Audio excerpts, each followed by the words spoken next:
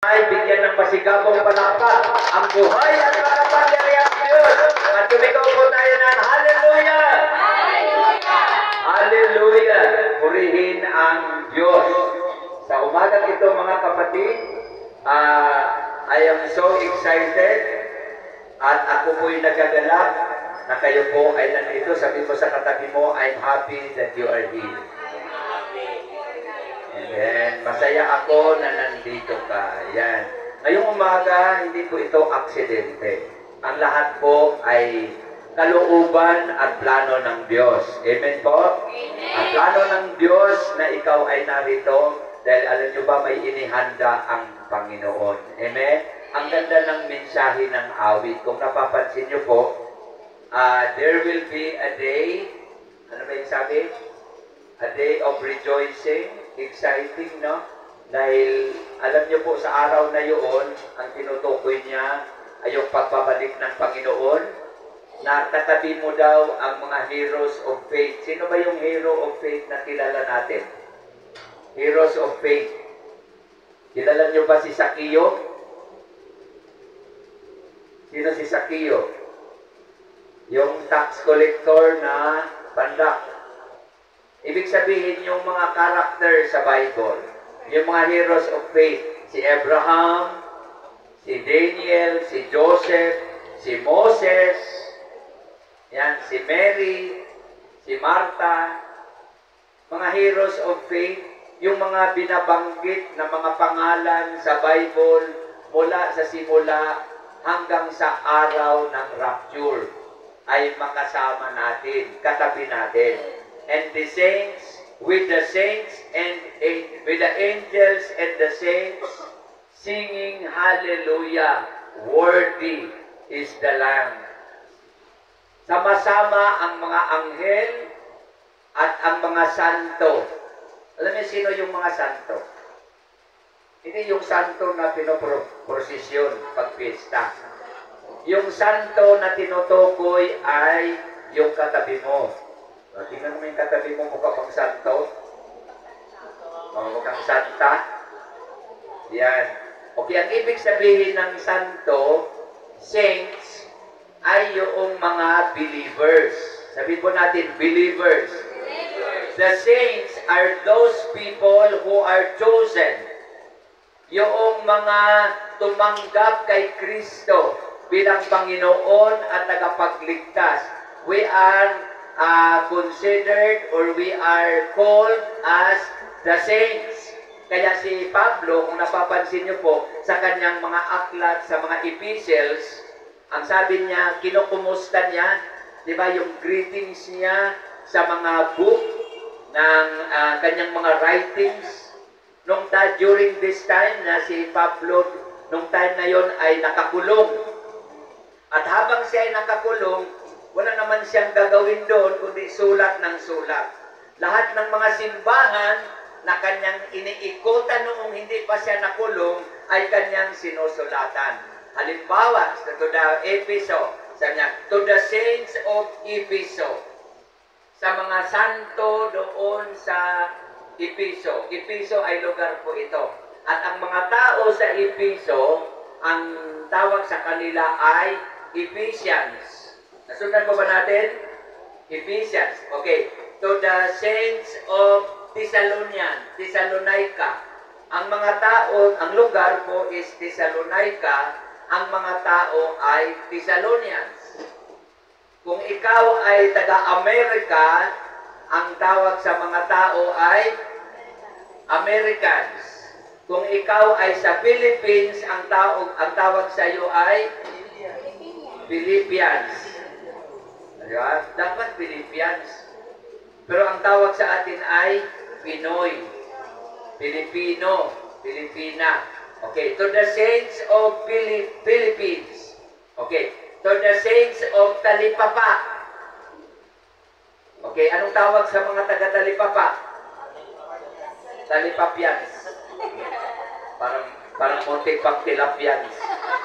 Mga mukha pang tilapia ang taga-Talipapa. Okay, to the saints of tilapia. Hindi naman, oy, grabe naman yun. Hindi naman tilapia. Ano lang, ano bang tawag nung sabi? Ano yun? Pantat. Ano ba yun? Hito. Mga hito. Okay. Ba't napunta tayo doon? Okay. So, kung last Sunday, alam niyo po, excited po ako. Halo-halo dahil meron pong feeling of pangamba kasi kung napapansin niyo po, kung saan-saan na ang mga lindol. Diba? Kung saan-saan na ang mga sakuna. At ang matindi dito ay hindi nagpapaalam.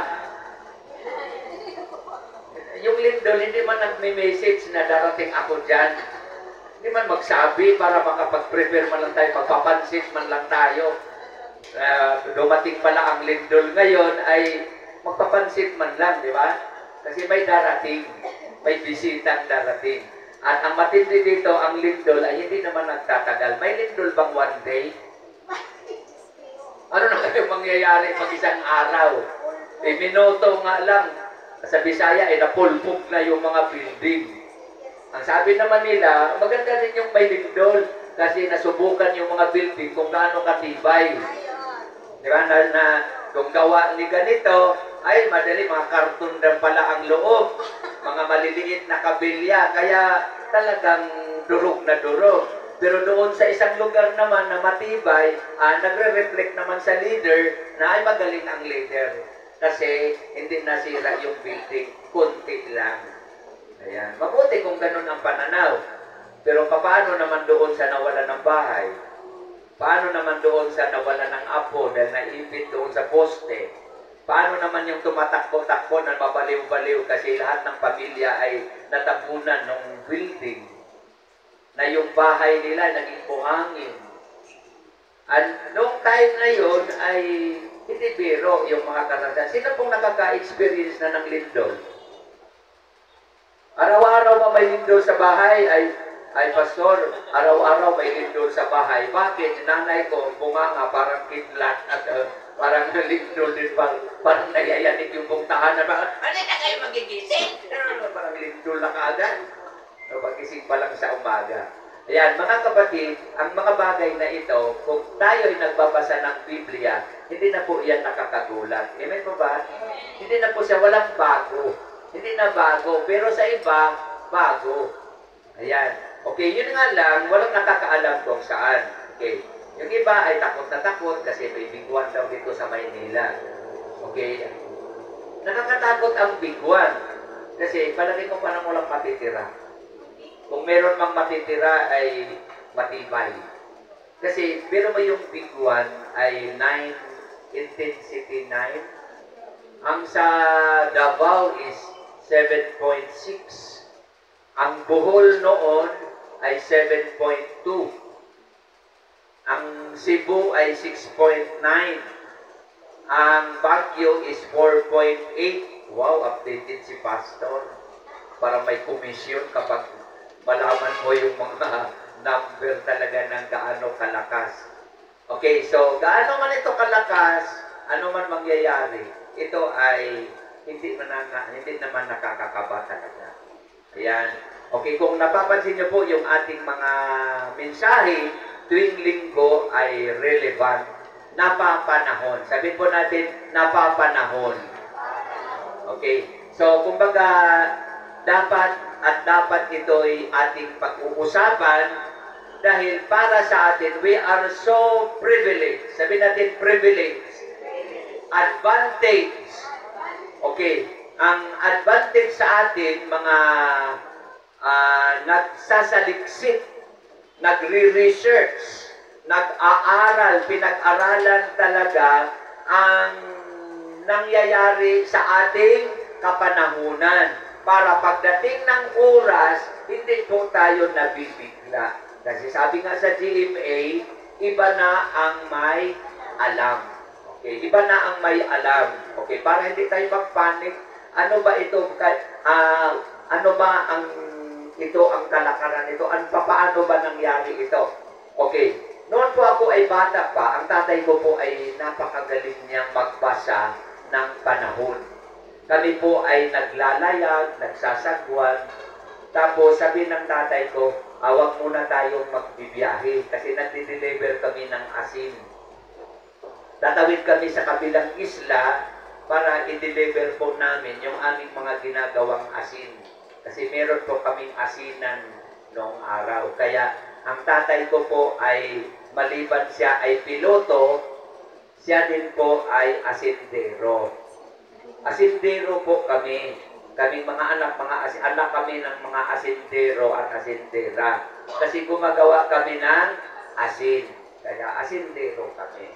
Okay, pag may nagawa na kami ng asin, after 5 days, naging asin na siya. Dagat po yun na pinakuluan namin. Tapos, habang kumukulo siya everyday, after 5 days, makikita mo na yung asin. Tapos, lalagyan namin ng gata para siya ay pumuti.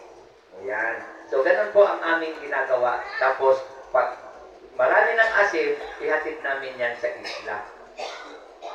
Minsan, wala pa namang ulan, wala pa namang bagyo, wala pang hangin, pero ang tatay ko, sisilip lang siyang ganyan sa langit. Sabi niya, naku, may ang tawag sa Bisaya, may unos. Yan, may malakas na hangin. So, hindi kami tutuloy. Advance ang tatay ko. Kapag makapal ang ulap at nagdilim, ano sa tingin mo? Uulan. So, marunong tayo magbasa. Wala pa ang ulan, alam mo na uulan. Kapag maliwanag ay ang ganda ng panahon. Okay, matawag ka bang propeta? Propeta ka? Propeta tayo? Hindi. Marunong lang tayong magbasa.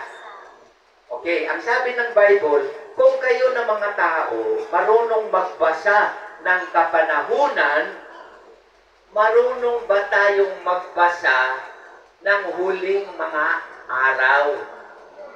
Okay. Paano mo malaman na malapit na ang hukom? Paano natin malaman na rapture na? Okay.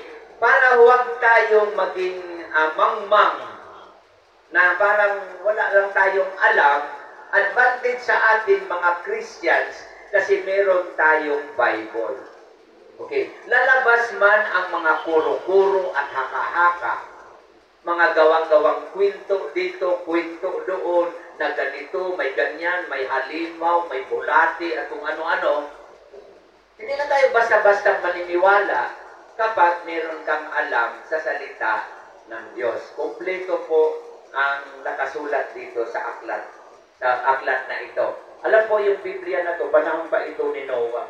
Napulot ko to noong after nung arka. Kaya tingnan mo, sabog-sabog na. Hindi po, ang totoong kwento ng Biblia ito, first year pa lang po ako sa Bible School. First year, second year. Ang tagal na. Okay, bigay po ito sa akin ng pastor ng taga Iloilo. Si Pastor Ipapras Akar. Estudyante pa lang po ako, niregaluhan niya ako ng study Bible. At mula noon, kahit saan ako mapunta, Luzon, Visayas, Mindanao, lagi ko itong kasama. Okay? Dahil kapag meron kang sariling Bible, na hindi ka pa iba-iba ng Bible, ito talaga nakarugtong na sa buhay ko. Mula nung ako ay nag-aral sa seminaryo, ito na yung lagi kong kasama. Pag sinabing saan sa Mateo, buklat ko ng ganyan, nandun ka agad. Kasi kabisado ko na siya. At marami po itong sulat-sulat at napakarumi na niya. Okay. Ang sabi, kapag ang Bible mo daw ay malinis, marumi ang buhay. Ibig sabihin, hindi mo kasi ginagamit ang Bible, kaya marumi ang buhay. Kapag marumi ang Bible, malinis ang buhay. Kasi ibig sabihin, ginagamit. Gamit na gamit. Kaya dinumihan ko para sabihin, malinis ako. Ay, hindi po, joke lang po yan. Eh talagang galit, punit na nga yung iba dito eh. Hindi ko na makita na sana yung ibang page. Pero, okay. Ito yung ating batayan. Ito yung ating mapa. Sabi natin mapa. Ito yung mapa natin para malaman natin ang kapanahunan. Okay, maaaring narinig nyo na ang mga bagay na ito, pero mas maganda din yung parating paulit-ulitin, ulit-ulitin. Kasi the more natin na ulit-ulit na maririnig, lalo itong matatak sa ating isip at hindi na ito mabubura. Mga kapatid, kung gusto mong magkopya, gusto mong picturean ang ating screen, mas mainam na, kasi pag pinag-usapan natin dito, kuminsan nawawaglit. Kaya kasi mahalaga po itong mga bagay na ito na ating pag-usapan. Okay, narinig mo na ito ng paulit-ulit para sa iba, pero para sa iba ito ay bago. Pero ang salita ng Diyos, luma pero laging bago. Kasi napapanahon. Sabi natin napapanahon. Okay, hindi po ito uso. Magkaiba po yung sumusunod sa uso kaysa kapanahunan. Kasi yung sabay ka lang sa uso, pag maya-maya parang wala na. Pero ito ay kahit natutunan natin, napag-aralan natin, at hindi lamang ang layunin po natin mga kapatid, ay hindi lamang po hanggang sa ating mga sarili.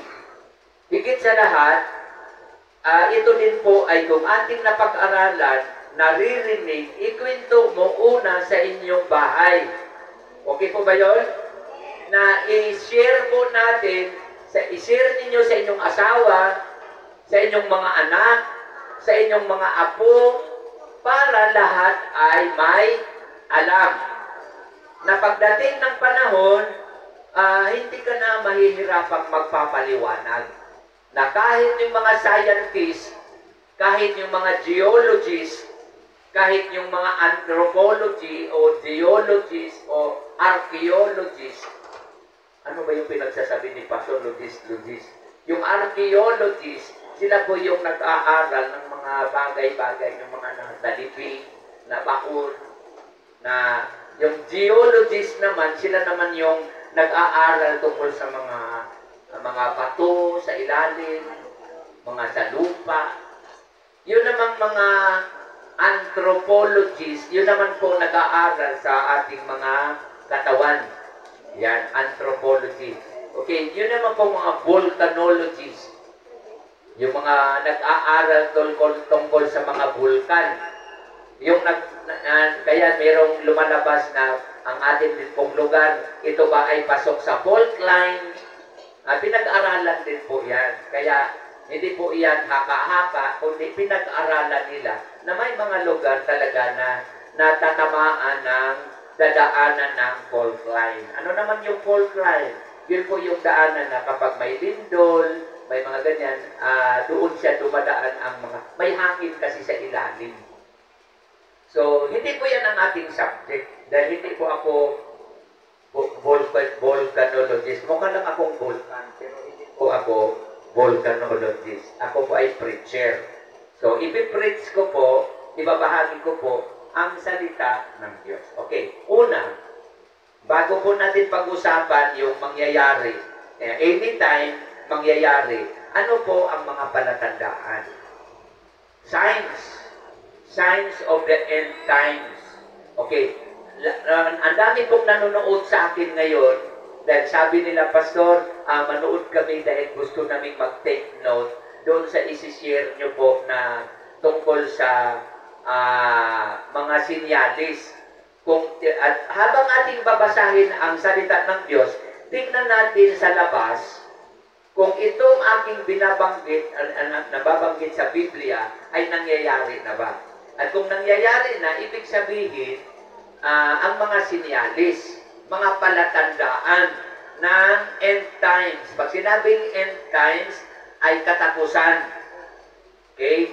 Ano ang mga palatandaan ng araw ng pagtatapos? Kung baga sa pelikula, malapit nang matapos. Ending. Okay? So, ito po yung mga signs. Makikita po sa Matthew chapter 24 verses 1 to 14. Okay, Matthew chapter 24 verses 1 to 14. Okay. So, ang sabi po diyan sa Matthew, tingnan nyo po, isa-isahin po natin mga kapatid. Okay, again, ang purpose nito is not only to be informed, kundi tayo ay maging prepare. Sabihin natin, prepare.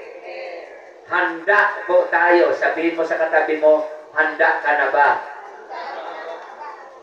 Okay, handa ka na ba mga kapatid? Kasi yung iba-iba ang pinaghahanda. Nag-iipon ng maraming pera para daw pagbalik ng Panginoon, marami siyang magagamit. Pero alam mo ba, ang pera pagdating ng panahon, wala na pong value yan. Lalo na pag pumasok na po yung one world currency, wala nang value ang ating piso. Hindi na po yan matatagay. Nung nag-aalkansya ka ngayon, buksan mo na yan dahil hindi mo na magagamit yung pera na yan. Naalala ko po nung bata, mahilig akong mag-alkansya. Nung binuksan ko po, yung 25 karaan, yung luma, hindi na natatanggap. Yung piso noon, hindi na natatanggap. Sayang, ang dami ko pa namang ipon na hindi ko na nagagamit. Okay, so, Matthew 24. Okay, verses 1. Okay, Jesus left the temple, was walking away when his disciples came up to him to call his attention to its buildings. Okay, naglalakad sila, nakita yung mga, napatingin sila sa mga buildings na mga nakatayo na mga gusali. Then, kasama niya yung mga disciples dito. The next is, do you see all these things? Nakita niyo ba yung mga yan? Sabi ni Jesus. He asked, I tell you the truth, not one stone here will be left on another. Everyone will be thrown down. So lahat yan, yung nakikita na ba yan? O lahat yan ay babagsak. Will be thrown down. Okay, next please. And Jesus was sitting on the Mount of Olives. The disciples came to him privately. Di sila lang. Privately. Tell us. Iba man yung tell us sa amin? Ano man yung tell us sa Bisaya? God. Yung tell us dito ay English na yan. Joke yun, Pastor. Okay, tell us. They said, when will this happen? And what will be the sign of your coming and of the end of the age? Dito nagkakagulo ngayon ang panahon natin. Yung day. Kasi itong mga time na ito, nagpapahiwatig o nagbabanggit si Jesus. Ano yung mga pwede na yan? Ano yung mga bagay na yan? Lahat na yan ay mababagsak. So, parang nakakaba. Kaya sabi ng mga disciples, ang gusto ng mga disciples ay, sabihin mo naman sa amin kung kailan, para naman kami ay mapaghanda. At ano ang aming ihahanda? What to prepare? What will be the sign? Kailan? Ang unang tanong nila, kailan? Kapag sinabing when, ang sagot doon is date. Okay, yung time, yung araw. Kaya nabasa ko po sa Facebook, nagbigkas yan ng October 13. Kung nabasa niyo po ito, nagbigkas siya ng October 13. Kailan po yung October 13, 2025? Bukas na po yun. Isi 12 ngayon. Okay, nung nagbanggit siya ng October 13, kasi ang tatalino ng mga tao ngayon, may nag-comment, sabi niya, kailan po yung October 13? Kaninong araw ang magagamit? Kasi ang October 13 sa New Zealand ay iba sa October 13 ng Amerika. At iba rin po ang October 13 ng Pilipinas. Minsan tayo ay advance ng 5 hours, ang iba naman ay late ng 12 hours.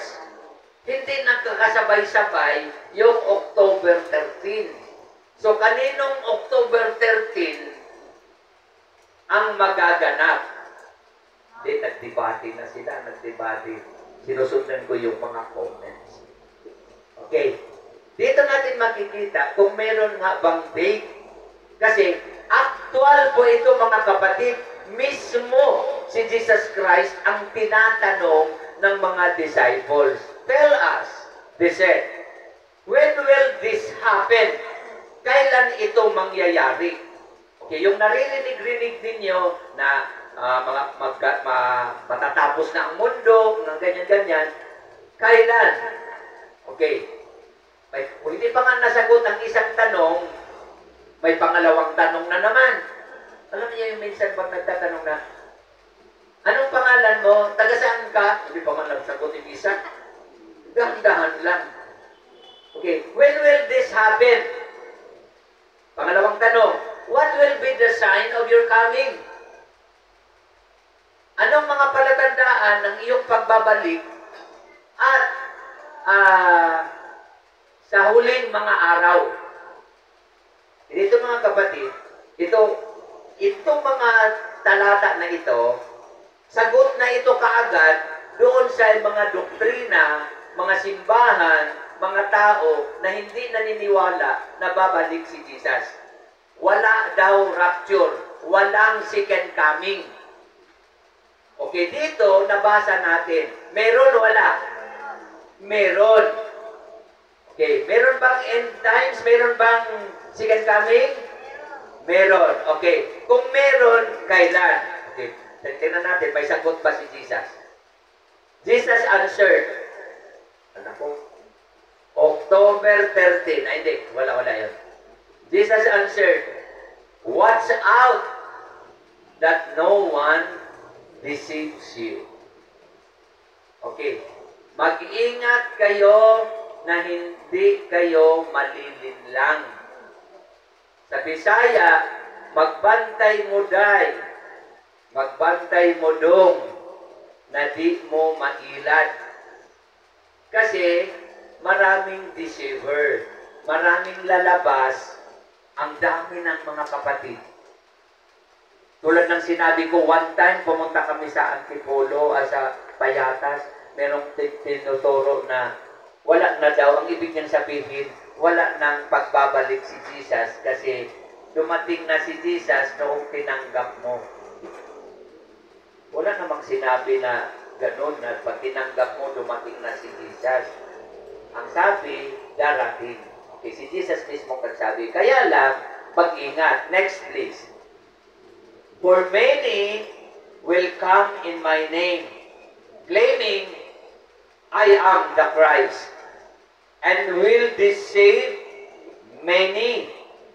Okay, so marami. Sino po ang malilinlang? Alam na namang linlangin ng linlang na. Ang madideceive dito, yung umaattend ka na, pero hindi ka nakikinig. Ang maliling lang dito, tumitingin lang sa akin, pero hindi naman pala nakikinig. At dahil hindi nakikinig, hindi naiintindihan. Kaya pagdating ng oras, merong darating, merong magsasabi ng ganito, dahil walang alam sa Bible, kaagad-agad sasama, kaagad-agad naniniwala, nang walang batayan. Kaya ang sabi dito, mag-ingat kayo dahil maraming darating in my name, na magpapadinadala din ang pangalan ni Jesus, preaching the name Jesus, using also the Bible, and claiming, itong matindi, claiming they are Christ, na sila daw si Jesus Christ. At lalo na kapag kamukha din ni Jesus Christ, ay hindi ba ako pwede doon? Dahil ang Jesus sa picture na ginagawa nila ay long hair. Ay malayo naman ako doon. They claim that they are Christ. Dahil magpapanggap, magpakilala sila si Jesus Christ, of course, marami ang malilinlang. Okay, again, ulitin ko po, ang purpose na ating binasa at pag-aralan ito para hindi ka maging kasama sa mga tumatalikod. Okay, tingnan niyo po. And will deceive many. Next. You will hear, okay, ito na yung mga palatandaan. You will hear of wars and rumors of wars. Number one, ang maririnig ninyo ay mga gera. May narinig ba kayong gera? O, saang bansa? Iran, Israel,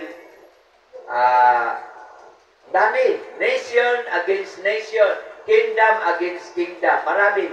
Nagpapadala ng mga missile, nagbombahan, nag-aagawan ng Dagat. Bakit wala bang dagat sa inyo? Mangangagaw kayo ng dagat sa Pilipinas. Diba? Kaya nangagaw ng dagat, ayun, pinadala yung dagat. O sa inyo na yung dagat, pinasok yung syudad ng maraming dagat. Ayan. Dahil sa mga boundaries, nagkakagyera. Okay? Mga prapang ari-arian. Yung ganyan. You will hear wars and rumors of wars. But see to it that you are not alarmed. Such things must happen. Yung mga bagay na yon, ang sabi dito, kailangang mangyari. Okay. Kailangang mangyari, kailangang maganap. But the end is still to come. Hindi pa yun. Kaya pag may gera kayo narinig, ay, rapture na. Malayo pa yun. Pero palatandaan yan, pero hindi pa. But the end is still to come. Next, please. Nation will rise against nations and kingdom against kingdom. There will be famines. Okay, gutom. Okay, sino po dito nakakain pa ng 3 beses isang araw? O, 5 beses pa nga eh. Okay, may merienda pa. So, famines. Sa atin, nakakakain tayo. Pero sa ibang bansa, lalo sa mga, yung mga itim, Africa, pag may mga patay, hindi nila nililibing. Ginagawa nilang posahos. Kinakain na nila dahil sa gutom. Okay? May mga bata na kinikidnap dahil kinakatay. Sa gutom. Kahit ano-ano na lang ang mga kinakain nila. Sa matinding gutom, wala ka ng pili-pili. Pero sa atin, pag umorder tayo ng restaurant, I like soap, may mga pag-ganyan tayo, pa-social-social, pero sa ibang bansa, kahit mga dahon ng mga halaman, para nasitay pa nila yung kambing. Sa gutom. So may mga lugar na maraming namamatay dahil sa gutom. Mga bata, mga babae, nagkandamatay dahil sa sobrang gutom. Okay, mapalad pa tayong mga Pilipino dahil kahit pa paano, naglamo man tayo ng mahal ang bigas, pero kahit gaano man yan kamahal, nakakain pa rin. Bibili ka pa rin. No choice eh. So, famines and earthquakes. Okay. Yan, nakasulat earthquakes. Quakes ha, hindi lang earthquake. Kundi earthquakes. Plural. So, hindi lang isa. Madami. Okay. Sa Pilipinas, sunod-sunod. Noong araw, bihira ka makakarinig. Bihira nung naranasan mo ang mga lindol, parang bihira yun eh. Bagyo nga, bihira din. Kaya hindi na nakapaghanda ang Pilipinas kasi sabi ng ating Pangulo, naiiba na kasi ang schedule.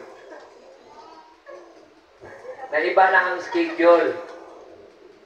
Yung panahon ng bagyo, ganito lang, ganito mga buwan. Pero ngayon, kahit hindi bagyo, hindi na sumusunod sa schedule. So, pati lindol, hindi din sumusunod sa schedule. So, wala kasi silang program na scheduling. So, earthquakes in various places. Sa iba't ibang mga lugar may lindol. So, nangyari, Luzon, Visayas, Mindanao na. Baguio, Cebu, Davao, Luzon, Visayas, Mindanao. O, balik na naman tayo sa Luzon. Luzon, Visayas, Mindanao, balik na naman, hanggang sa Tirang Matibay. Okay, earthquakes in various places. The next. So, mga lindol kung saan-saan. All these are the beginning of birth pains. Ano mo yung birth pains? Yung mga babae, yung nanganganak. Pag malapit ka ng manganak, hindi ko naman naranasan yun. Pero nakikita ko lang. Pag malapit ng manganak ang babae, sunod-sunod na ang sakit.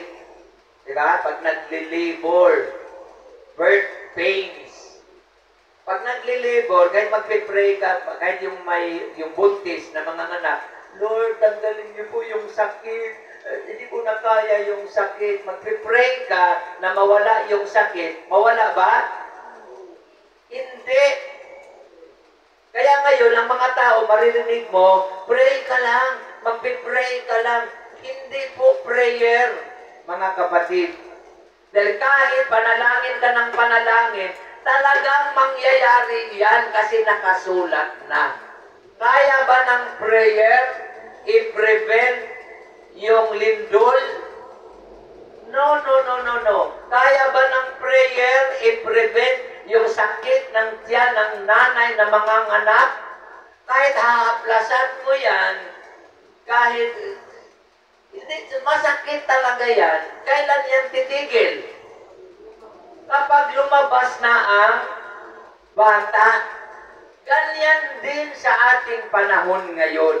Kaya ginamit yung salitang birth pains, doon po yung ninalintulad sa isang babaeng buntis na manganganak na.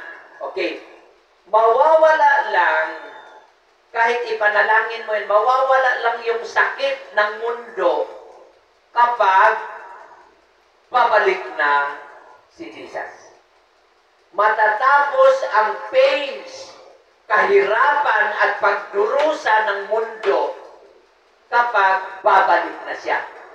Nasundan po natin? So, ang gagawin ng babae ay talagang magpaubaya siya sa sakit. At i-deliver ang baby. Na ilabas ang baby. Pag lumabas na ang baby, ang nanay ay hinang-hina. Okay? Tapos lalo siyang nasasaktan nung nakita ang mukha ng anak. Hindi mati. Anak ko ba? Hindi, joke lang po. So, pag lumabas na, sulit. Hindi niya na maramdaman yung sakit kapag nakita niya ang kanyang anak na healthy. Napapalitan ngayon ng saya, galak, kaya mag-celebrate dahil nandyan na ang baby. Hindi niya naramdaman na yung kanyang paghihirap, yung labor, nawawala na. Masakit pa, pero natatakpan ng victory dahil lumabas na. In the same thing, ganyan sa ating kapanahonan. The next, please. Then you will be handed over to be persecuted and put to death. Okay?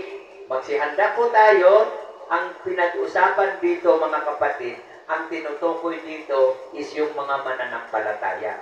You will be persecuted. Ano yung persecuted? Inuusig. Uusigin tayo. Patitigilin na ang Bible study. Wala ng life group. Kulitahin lahat ng Biblia. Ang hindi susunod, patay. Put to death. Ayun na yun, mga kapatid. Nangyari na ba yun? Earthquakes pa lang.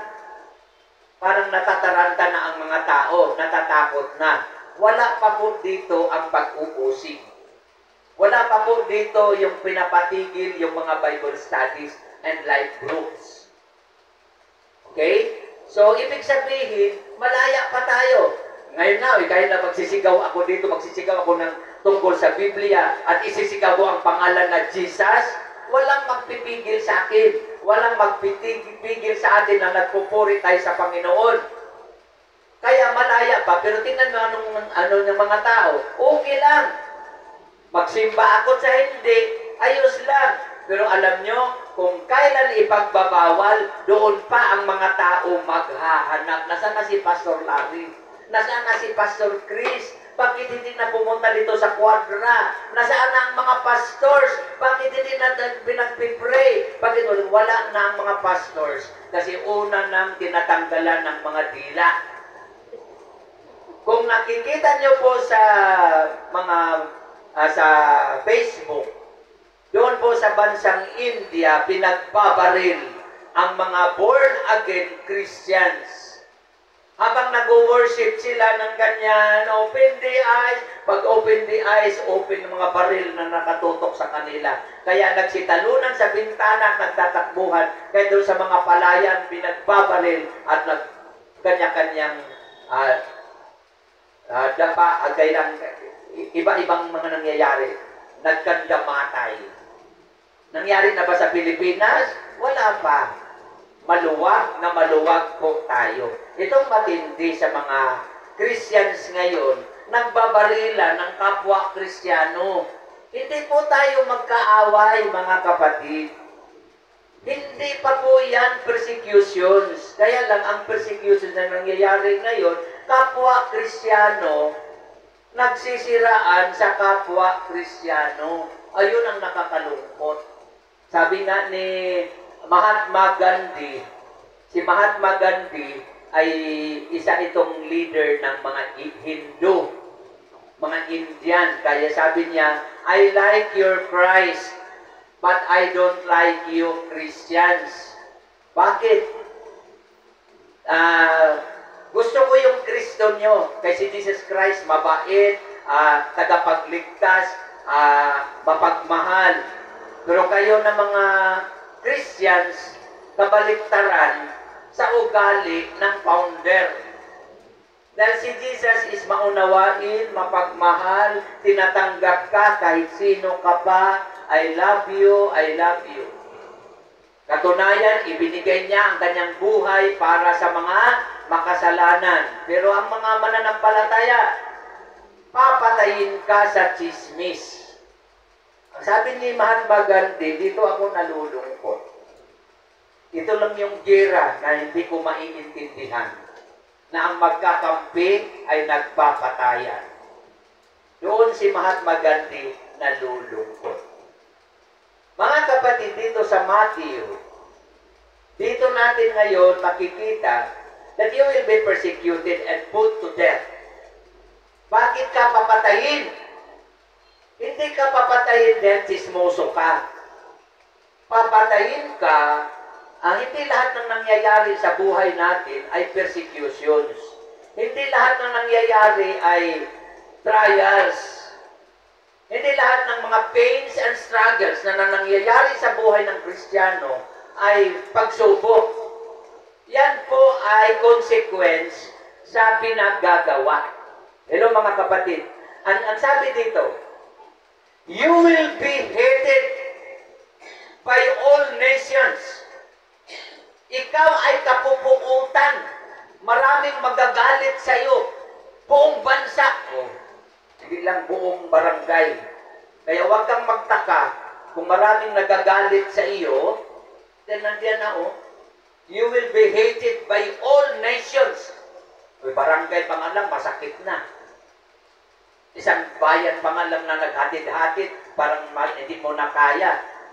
Huwag ka nang magtaka, you will be hated by all nations because of me, because of Jesus.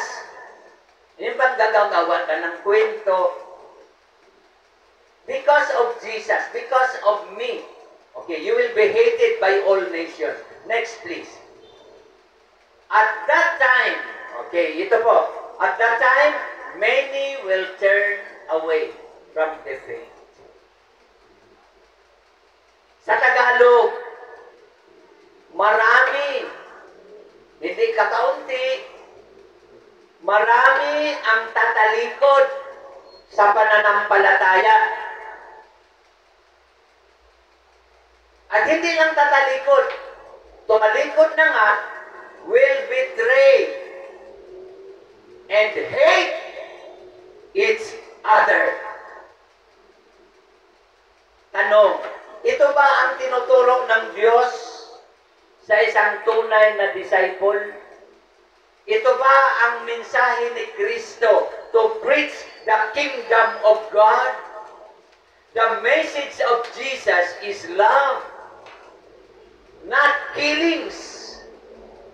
The message of a true believer, kung tunay na mananampalataya, madali mong makilala ang tunay sa hindi sa pamamagitan ng lumalabas sa bibig. Tingnan niyo po. At that time, many will turn away. Tatalikod sa pananampalataya and will betray, magtatraidor, at kapuutan ang kapwa. Hello? Gaano kalaki ang nagagawa ng kapwa mo mananampalataya na kaya mo siyang patayin sa paninira? Anong klaseng issue na kaya mong sirain ang kapwa mo kapatid sa pananampalataya? If we are a believer in Christ, speak love. Because we are in the period of grace. Grasya lamang po ito, mga kapatid. Ang ating kaligtasan, hindi sa abot ng ating sariling katalinuhan. Kahit matalino ka at magaling ka, kung walang sa iyo ang grasya ng Diyos, sa biyaya po lamang, hindi sa galing, hindi sa lakas, hindi sa gwapo, maganda o yaman, kundi ito ay biyaya, grasya. Kaya wala pong sino man na maipagmamalaki. Ang sabi sa Ephesians, for by grace you have been saved through faith, and that not of your works. Hindi sa iyong gawa, hindi sa iyong galing. That not of your works, lest any man should boast, para walang magmamayabang. Alam niyo po, ang maliligtas, mga kapatid, iyon lamang born again. Okay. Many were claiming born again. Because born again is for them religion. Saan ang church mo? Anong church nyo? Born again kami. The born again quote-unquote now ay gasgas sa mga iniisip ng mga tao na parang ang bilis lang nilang sabihin na born again. Pero mga kapatid, born again, hindi lang by name. Born again will prove that we are standing on that name, born again. Because the Bible says, except a man be born again, he cannot see the kingdom of God. Hindi po sinasabing, except a man my ministry, except a man become a member of the church, except a man become good works, righteous, except a man walang mali, he cannot see the kingdom of God. No. Ang sinasabi po doon, except a man be born again, he cannot see the kingdom of God. Next topic po natin, isang mga sinyalis naman ng totoong born again. Paano mo makilala kung sino ang totoong born again? Abangan yung topic na yan. Ang ganda, mag-take note ka sa mga bersikulo dahil ang Bible mismo magsasabi kung sino ang totoong born again. At ngayon, pag mapag-aralan mo yan, ngayon pa lang, dito pa lang tayo sa lupa, makilala mo na kung sino talaga ang tunay na born again. At makapag-evaluate ka rin sa iyong sarili, ako ba ay pasok doon? Dahil kapag malayo ka sa lumalabas sa iyong mga bibig, mga kapatid, mag-isip-isip na. Dahil ang isa sa palatandaan, sinyalis, many will turn away.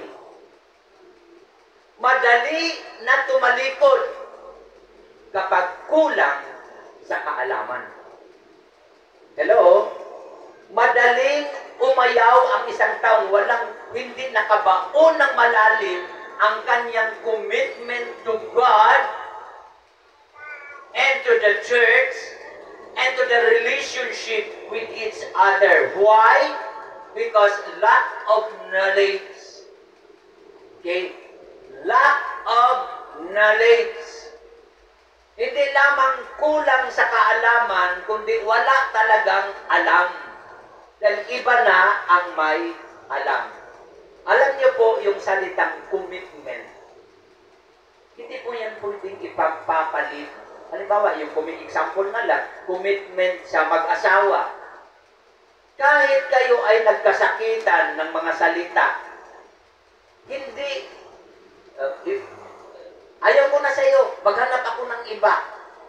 Nasaan ang commitment doon? Ang sabi ng Bible, tell death do as part.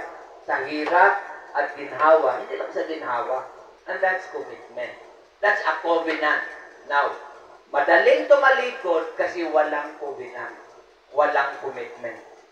Ang matindi pa dito, magre-recruit pa. Betray and hate each other. Sisiraan ka para makapagyaya ng iba. Yun po yung ibig sabihin nito na magsasalita ng patalikod. That is betrayal. Yung betray is ayaw mong harapin. And hate each other. Kapupuutan ang kapwa. Okay, palatandaan din po yan. Tingnan nyo po. Next please. And many, ayan, dito na ngayon. And many false prophets will appear and deceive many people. Okay, again, huwag lamang makikinig sa salita. Tingnan nyo yung buhay nung nagsasalita. Madaling bigkasin eh. Pero ang nagsasalita. Dahil kahit sinabi ito, bakit ganun ang sinasabi? The same, many. Marami, hindi lang kaunti. Okay, so, I hope this is awareness. Warning po ito sa atin, mga kapatid, sa mga sinyalis po ito. The next, please. Because of the increase of wickedness, dahil sa patuloy na kasamaan ng sanlibutan ito, patuloy na pagpalaganap ng mga gawa ng kaaway, wickedness, kasalanan. Okay, tingnan niyo po. The love of most will grow cold. Yung pag-ibig, yung pagmamahalan ay nanlalamig. So, yan po ay palatandaan na. Okay? Nanlalamig. Yung dating may malasakit, wala na ngayon. Involved na sa anong tawag nun? DPWH. Dating may malasakit sa iyo, ngayon kinapupuutan ka na.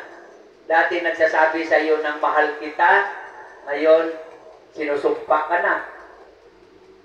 Ha?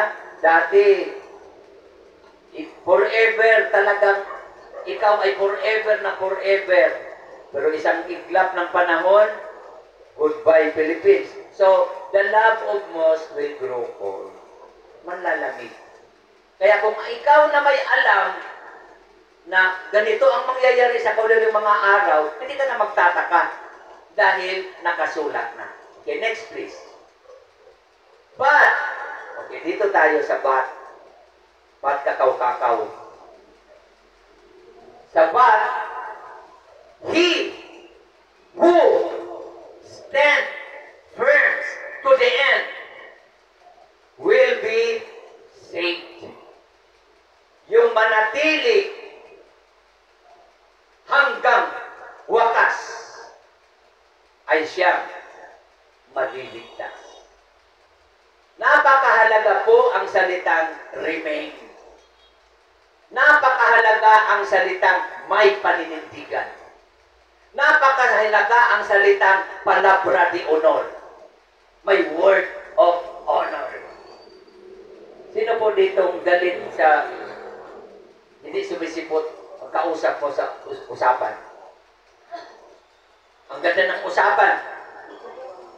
Naligo ka ng 3 beses.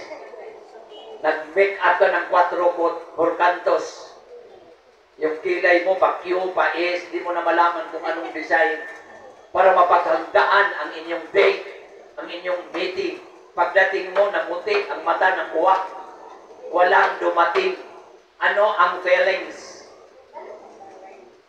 Ano ang feelings ng mga taong walang palabra de honor? Sino sa disipulo ang walang palabra de honor? Sa disciple ni Jesus? Si Peter. Sabi ni Jesus, pag darating ang panahon, inyo akong ipagkanulo. Hindi nyo na ako kilalanin. Ay! Hindi pwede. No. Hindi pwede yan. Lord, ako pa over my dead body. Diba? May pagganyan-ganyan pa siya. May pagganyan-ganyan pa. Over my dead body. So, suporta ako sa iyo, Lord. Dumating ang panahon. 3 beses. 3 beses na tumitilawak ang manok. Dahil 3 beses, ipinagkanulo si Jesus. Nasaan yung sinabi niyang over my dead body? O, diba? So, ilang beses kaya titilawak ang manok sa mga Christians? Diba? Kaya, ang sabi ng lola ko, habang nasa duyan siya noon, dinuduyan-duyan namin. Magsasalita siyang mag-isa. Wala naman siya, hindi mo malaman kung kami ang kinakausap. Sabi ng nanay ang tawag namin, lola namin. Sabi niya, mga apo, makinig kayo. Yung tao ay hindi mo mawari yung kanilang ugali. Ngayon, pinupuri mo, bukas makalawa, pipintasan mo. Yung mga pinipintasan mo ngayon, bukas malakalawa, kasama mo na at pinupuri mo. Ang ibig sabihin ng mga wisdom ng mga matatanda, walang forever. In short, sa mundong ito, pabago-bago. Ngunit, okay, yan ang bersikulo. Kung ikaw ay hindi magpadalos-dalos, huwag mong ibatay, huwag nating ibatay ang ating commitment at paglilingkod sa Diyos sa tao. Yun po yung ibig sabihin dyan. Na huwag kang titingin sa anumang sitwasyon. Huwag kang tumingin sa anumang taong sinasabi ng tao. Dahil kapag sa tao ka makikinig, pag bumagsak yung tao na sinusundan mo, bagsak ka din. Pero kapag tumingin ka kay Kristo, kahit kailan, hindi siya bumabagsak. At in fact, nung bumagsak si Pedro, at lumubog siya sa tubig, dahil nung lumakad sabi ni Jesus, Lord, sabi ni Pedro, ikaw ba yan? Naglalakad si Jesus sa ibabaw ng tubig. Sabi ni Peter, ikaw ba yan? Oh, ako to. Halika. Lumapit ka sa akin. Dahil siyang bumaba sa bangka, pag lapat niya, ay lumakad siya. Pero anong nangyari? Nung lumingon na siya sa mga alon, lumubog siya. Biglang sabing, Lord! Kagad-agad si Lord Neris. Anong ibig sabihin? Madali tayong umakbang, madali tayong gumawa, pero pag lumingon ka na kaliwat kanan, kung kani-kanino ka na nakatingin, bagsak. Dahil hindi na siya nakapokus kay Jesus.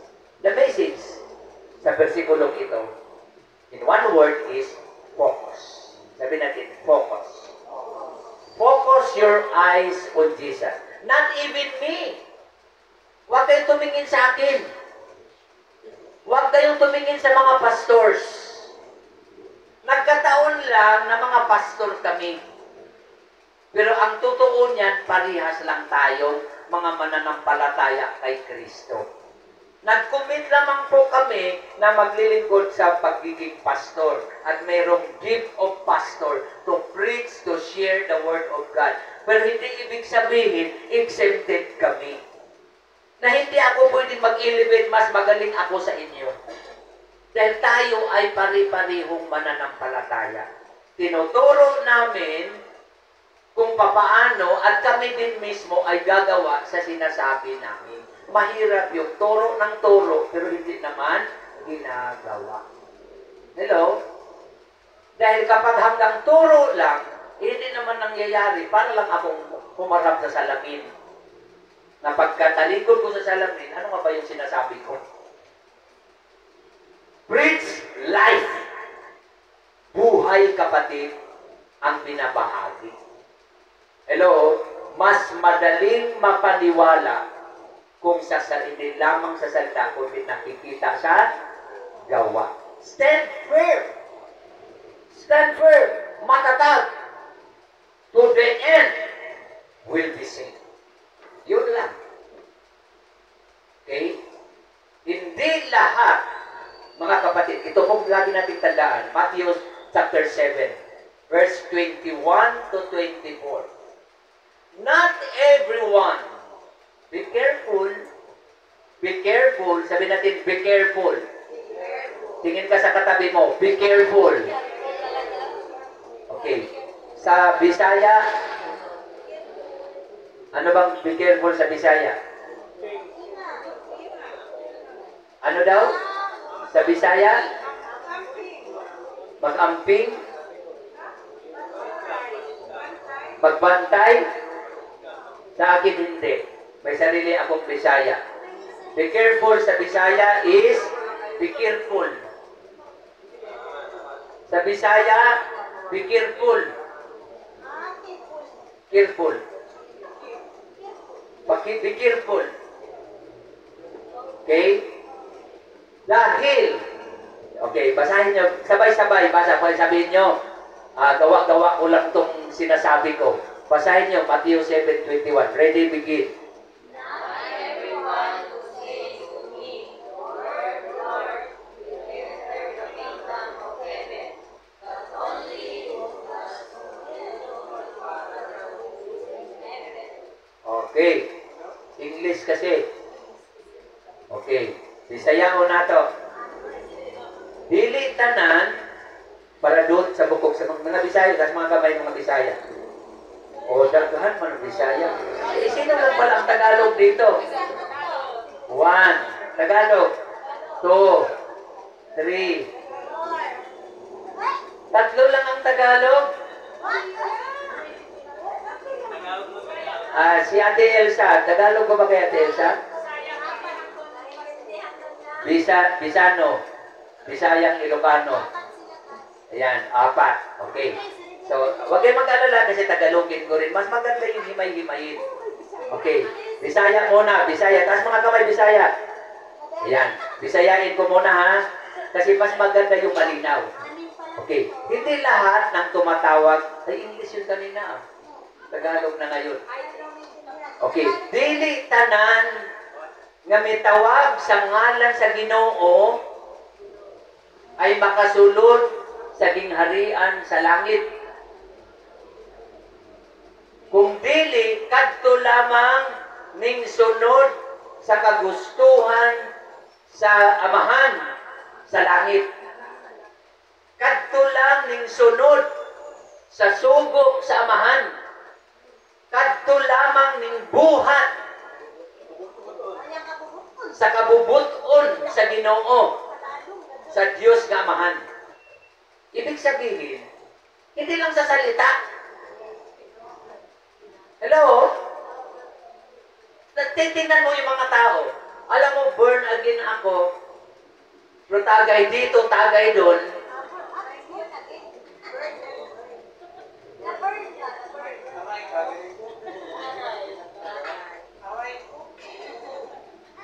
Burn again sa umaga, burn sa gabi, nasunog sa gabi. Burn, burn. Madali pong sabihin talaga, promise. Di ba? Ang dami mong, sino dito, marami na tayong kilalang born again, taas mga kamay. Madaling magsabing born again. Ang matindi pa dyan, yung reklamo ng reklamo, yung mga sinasabi, ano kaya kung sabihin sa sarili? Hello? Dahil sa salita, hindi mo naman yan ang batayan eh. Ang judgment yan is dito, Matthew 7:21. Not everyone, hindi lahat. Hindi lahat na nagsasabi ng born again makapasok sa langit. Hindi lahat ng makapasok sa langit ay na nagsisimba ng born again church. Hindi lahat na nakatungtong dito sa stage na nagsatatang kaway-kaway ay makapasok sa langit. At ang nakakalungkot dito, mga kapatid, Dahil kung titignan mo yung versikulo, ang matindi dito sa 24. Okay, tingnan natin sa 24 pas. Okay. Bible po ito ha. Hindi ko po ito versikulo ni Pastor Lauro. Hindi po ito Lauro Ono-Ono. Hello? Ito ay Mateo 7, 21 at 24. Ito matindi sa 24. Ibasa. Lahat.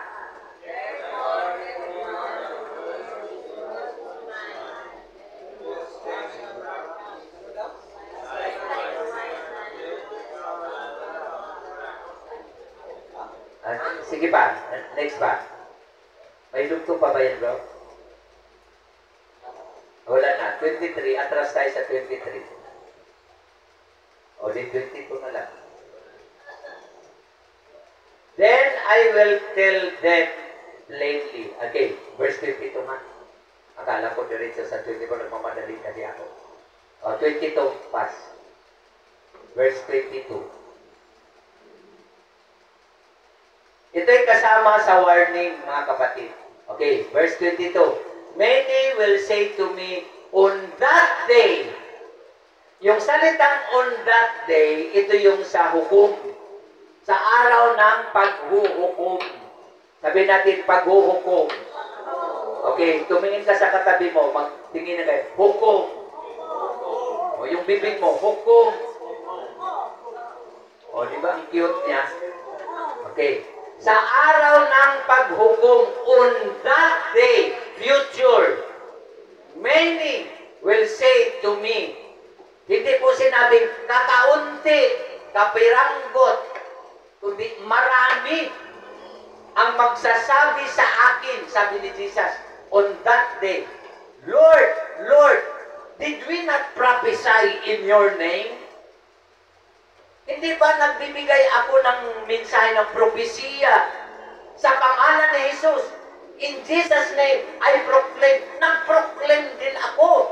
Sabi niya, maraming mga propeta ngayon na sasabihin niya sa araw na yun, nag-prophet. Di ba nag-prophecy, Lord? Nag-prophecy ako Iba pa, ito pa. And in your name, drive out demons. Nagpapalayas ako ng mga masamang espiritu. At binabanggit ko nga yung mga demonyo. Di ba? Drive out. Nagpapalayas in Jesus' name. Jesus' name. Yung anak ko nung bata pa, pag may sakit, tinatanong ko, anak, pag may lagnat ka, Jesus' name. Jesus' name. Hindi ibunol pa. Telestamin. Telestamin. Di ba parang ano yun? Allergy. Yung mga allergy. Drive out demons. Lumayas din ang demonyo. Hindi porket nagpe-perform ka, nakipagbakbakan ka ng mga demonyo, ay garantiya na totoo. Ito pa. And perform many miracles. Oh, wow, matindi. Sabi ni Dodong, ang lupet. Ang lupet. Bakit? Nagpe-perform ng miracle. Nagpe-perform ng miracle. May mga bulag na nakakarinig. May mga lumpo na nakakita. Miracle nga. May mga himala na ginagawa. Hindi porket makikita natin mabait, drive out demons, nagbabanggit ng mga mali ng iba, nagpe-perform ng mga kamanghamanghang bagay, ay garantiya na born again. Hello? Ang kilos, activities, ministries is not a guarantee that you are born again. Yung judgment to one another is not a guarantee that you are born again. Okay. Parang nanunumbat na ito eh. Sumbatan portion ito. Itong versikulong ito, sumbatan portion. Lord, di ba? Okay, dagdagan ko. Di ba nagsisimba ako? Di ba nagpipreach ako sa pangalan mo? Di ba nagpapastor ako? Di ba nagbibigay ako ng tithes? Ang laki-laki, ako ang pinakamalaking tithes dyan eh. Ako nga nagbibigay ng mga nagmimisyon. Gagawin mo ng lahat. Ikaw na. Ikaw na ang the best. Pero dito tayo ngayon, verse 23. Ito ang nakakalungkot, mga kapatid. Pagdating ng panahon doon sa mga nagpapanggap. Yan ang sabi. Then I will tell them plainly. Para bagang sinabi ni Jesus na, simple lang naman ang sasabihin ko sa kanila. Plainly. Simple lang. Anong sabihin ni Jesus? I never knew you. I never knew you. Masakit. Hindi kita kilala. Away from me, you evil doers. Bukod ng hindi kinikilala, umalis ka sa harapan ko. Hindi kita kilala. Makilala tayo ni Kristo, hindi sa galing, hindi sa matinding performance, hindi sa kung anong title na nararating natin. Away from me, you evildoers. At habang pinapaalis sila sa harapan ni Jesus, lalabas ngayon si Claire de la Puente. Tatayo sa gitna. Sayang, ngayon lang tayo nagkatagpo. Lalabas ngayon ang ages. Tugtugan ngayon ang tugtugan ang ages. Sayang na sayang talaga. Bakit hindi sayang? Sayang kasi nagpagpawisan pa, talagang hirap na hirap, talagang magpapakitang gilas. Iyon naman pala ay quote-unquote, wala kwenta. Hello? Mga kapatid, hindi po batayan ang ministries and activities that you are a Christian, a true Christian, or a true born again. Ang sabi ng disciple, Lord, ang daming nangangaral dyan sa pangalan mo. Ang dami doon na nagpe-perform ng miracle. Sino ba talaga ang totoo? Sino ba ang maliligtas ang ibig sabihin? Sino ba ang tunay na born again? Sino ba ang tunay na Kristiyano? Pakinggan natin ng mabuti, ng maigi, ang salita ni Kristo. Hindi yung salita ko. Anong sabi ni Kristo? Sabi ni Jesus, makilala niyo ang puno sa pamamagitan ng kanilang mga bunga. Walang mangga na namumunga ng santol. Walang bayabas na namumunga ng aratilis.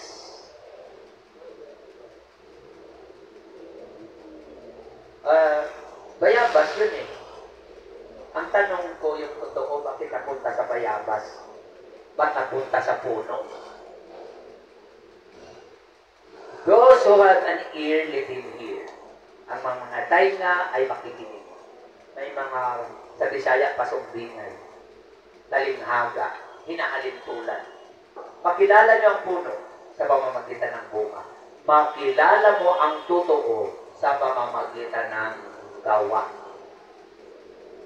Madaling sabihin, Pastor Larry is Doctor of Kwak-Kwak. Pastor Larry ay ganito mga titulo. Walang kwenta yan. Ang totoo, pakita mo sa patunayan mo ang pagka-Kristiyano mo. Kung ikaw ay puro puot, galit, panunumbat, nasaan ang puno. Ang puno natin ay si Jesus. Ano bang ugali ni Jesus? Sino ba ang kaaway ni Jesus? Sino ba ang nire-rebuke ni Jesus?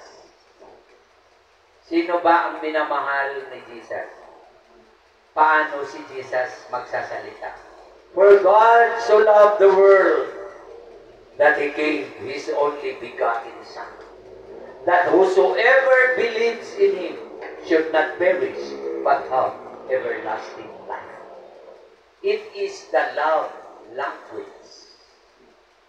It is the language of love.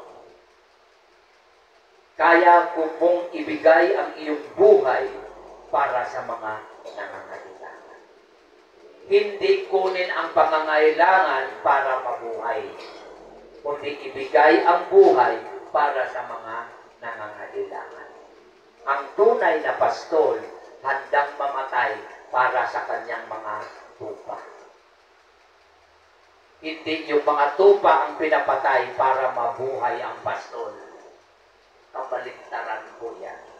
Ang tunay na pastol, kahit mo siya patayin, hindi yan kayang iwanan ang mga tupa. May darating na mga lubo, ang pastol ang sasalubong. Kaya niyang ipagbunuan, ipagpatayan sa mga leon at mga lubo. Mailigtas lang ang kanyang mga tupa. A true shepherd is handa, willing to die, to lay his life for his sheep. Now, mga kapatid, ang buhay na pag-asa ng mga Christians.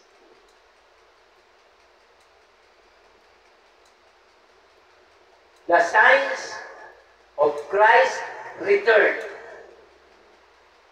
Matagal nang nagsimula. Matagal nang unti-unting nagaganap at nangyayari.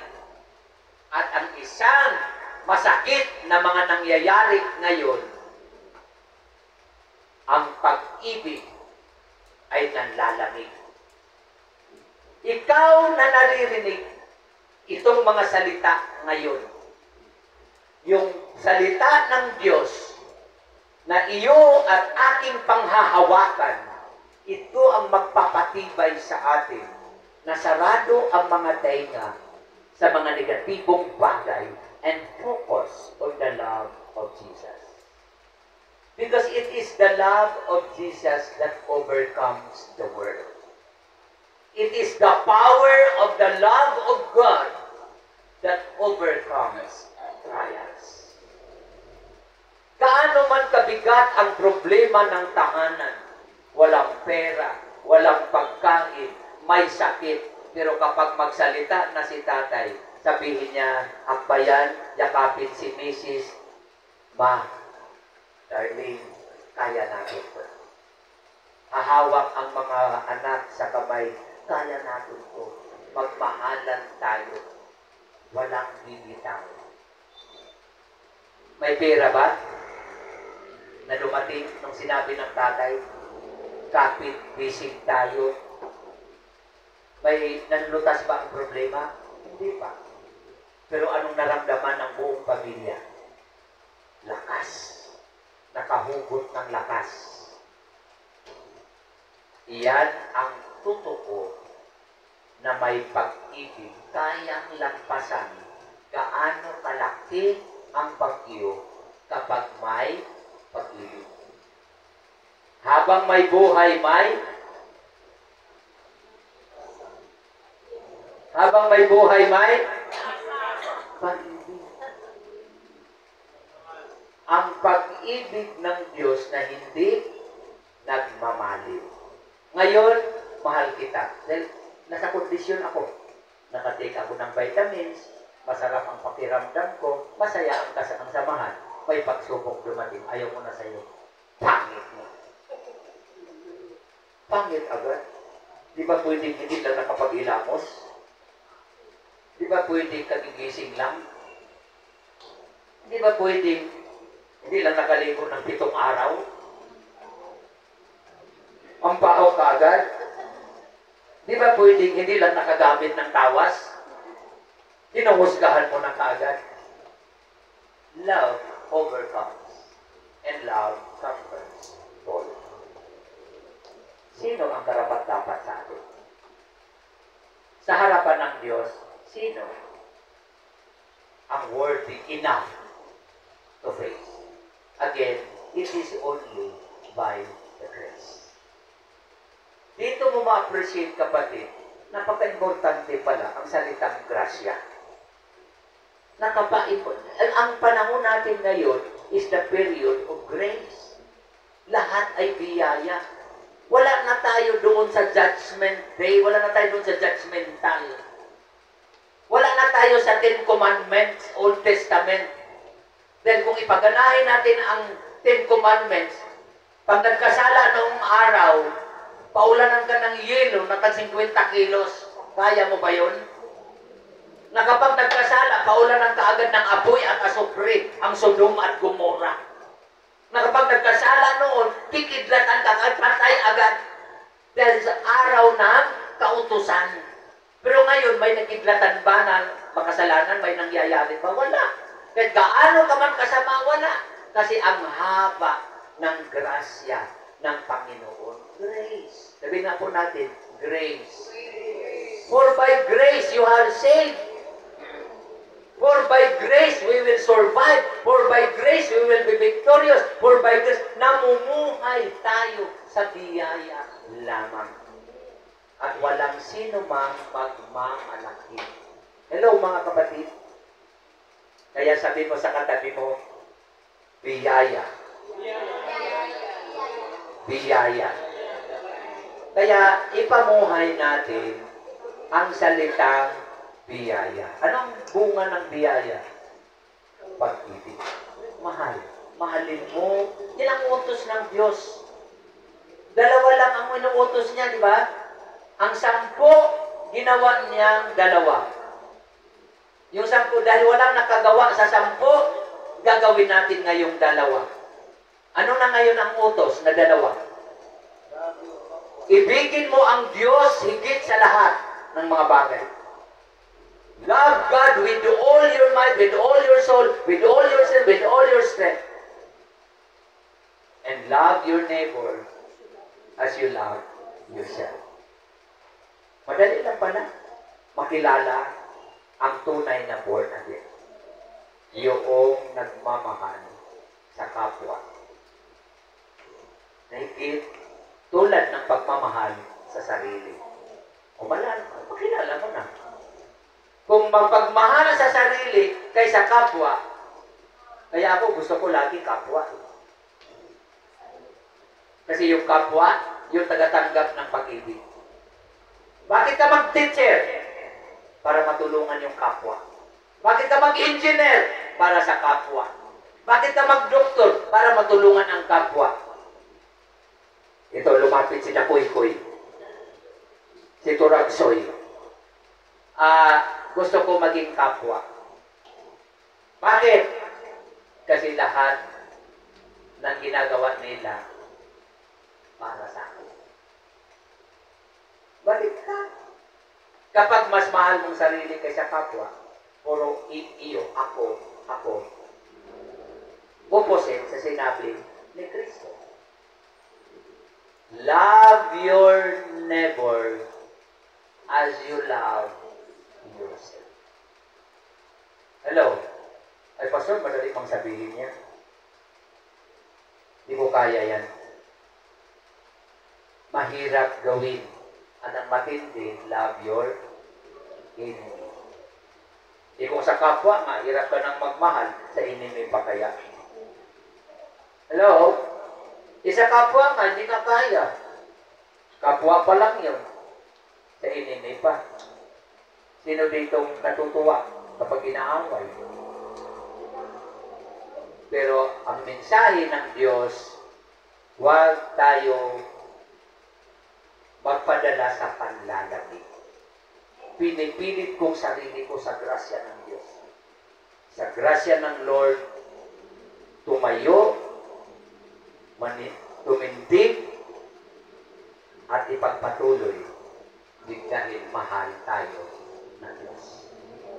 The reason bakit tayo ay naliligtas, dahil sa pag-ibig. The reason tayo ay maglilingkod, dahil sa pag-ibig. The reason tayo maghihintay sa pagbabalik ng Diyos, dahil sa pag-ibig. Mahal mo ba ang Diyos? Lahat ng nagmamahal sa Diyos, taas mga kamay. Mahal ba natin ang Diyos? Maraming mga tao, mahal ko ang Diyos. Pero ikaw, hindi ko kayang mahalin. Sabi ng Bible, kung sinasabi niyong mahal ang Diyos, ngunit hindi niyo kayang ibigin ang kapwa, anong sabi? Sinungaling. Sinungaling. Minamahal niyo ang Diyos na hindi mo nakikita, yung tao nga na nakikita mo hindi mo kaya, sinungaling. Without the love of the Father, you are not His disciple. Let us bow down our heads. The end times is now. Ang huling mga araw ay ngayon na. Sa loob ng simbahan, nagsisimula ang pagpili, tupa at kambing. Sabi sa aklat ng Peter, judgment begin in the house of the Lord. Judgment begin in the house of the Lord. Warning, take heed that no one deceives you. Mag-ingat na walang malilinlang sa inyo. Dakilang Ama, Diyos na makapangyarihan. Wala akong kakayahan kung sa aking sarili lamang. Without you, Lord, I am nothing. Ang pagiging matatag ay sa iyo lamang. Lord, hold on my life. Hawakan mo ang aking puso na hindi matatangay sa mga gawa at pandiling lang ng kaaway. The truth, O God, is you. And Father God, we will speak loudly the message of love. Because love covers all things. Hallelujah. Nakita ng Panginoon ang ating mga puso. At habang pakinggan natin muli ang mensahe ng awit, it is hallelujah. Worthy is the Lamb. Worthy is the Lamb. We request the worship team. And this time, meditate the lyrics as we close our service today. Meditate the lyrics, the message of the song. This is the hymn of heaven. What will happen? What will happen in these last days? What will happen to the believers sa kapanahunan, mga kapatid? Ang mensahe ng awit ay patuloy na magpapaalala sa atin. And I request everyone to please rise.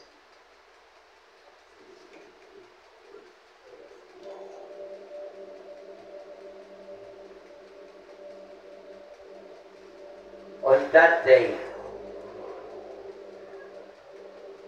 every one of us will sing the choir of heaven with the angels and with the heroes of faith. We will be singing, hallelujah, worthy of the Lamb that was slain. Every tongue will confess that Jesus is Lord.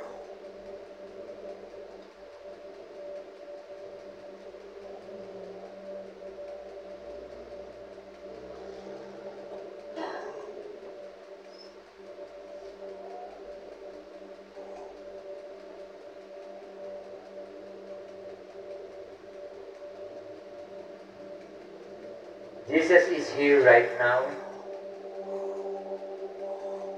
He is standing beside us.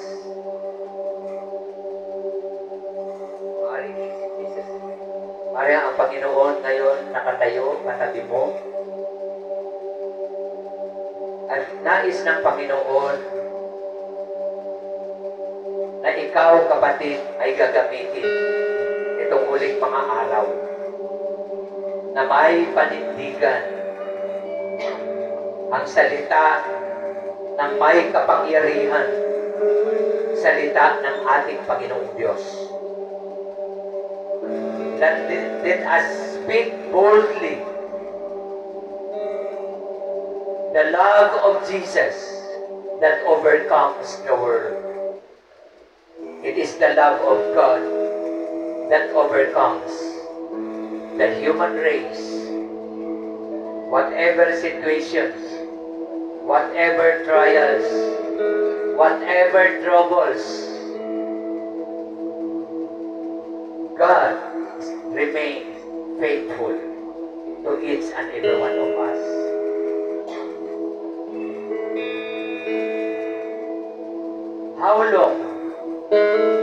How long that we will be waiting for His return? How long that I will continue serving God?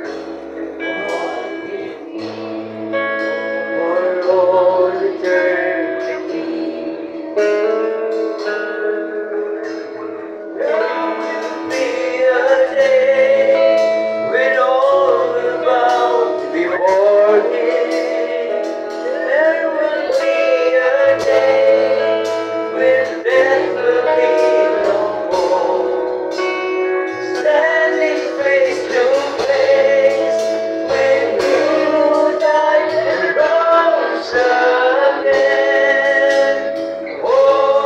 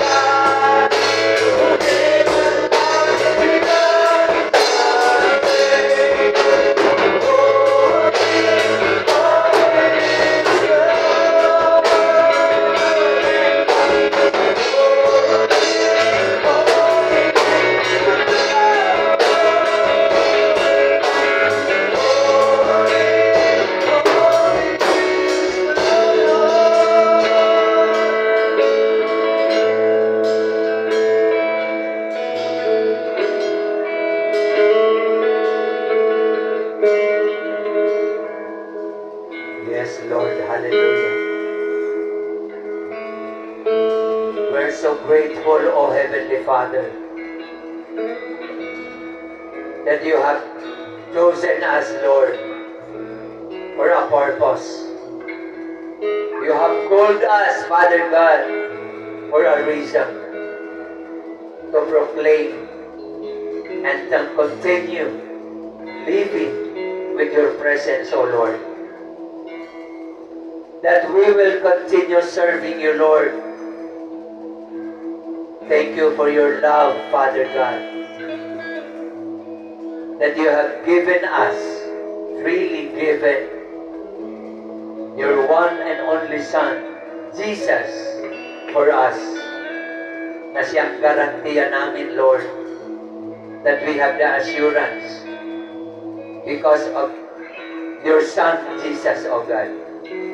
Father in heaven, we look up, Father God, that someday there will be a day that we will be singing, worthy, worthy is your name, worthy is the Lamb, that we will be singing, holy, holy is the Lord. Father God, we offer to you our hearts. Brothers and sisters, let us lift up our hands to the Lord.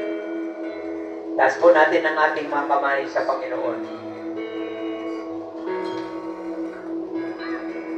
And renew that covenant with God.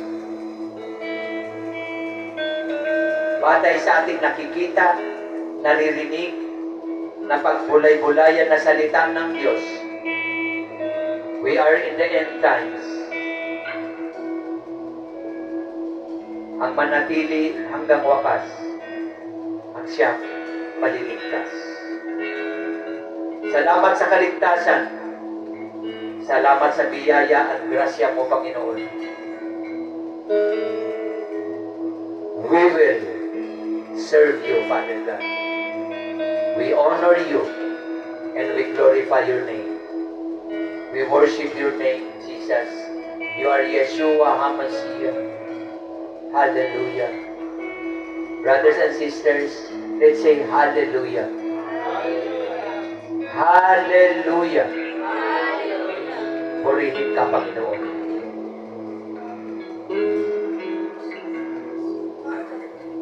Hallelujah, Jesus. Accept our offering, Lord, our service to you. Being your chosen generation, we lift up your name, Father God. The name Jesus, the most powerful name in heaven and on earth.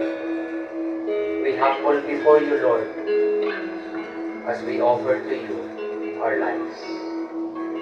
In Jesus' name we pray. Amen. Amen.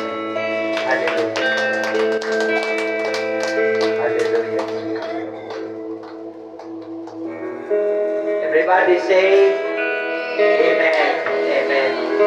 Okay, kamay ng katabi mo, God bless you.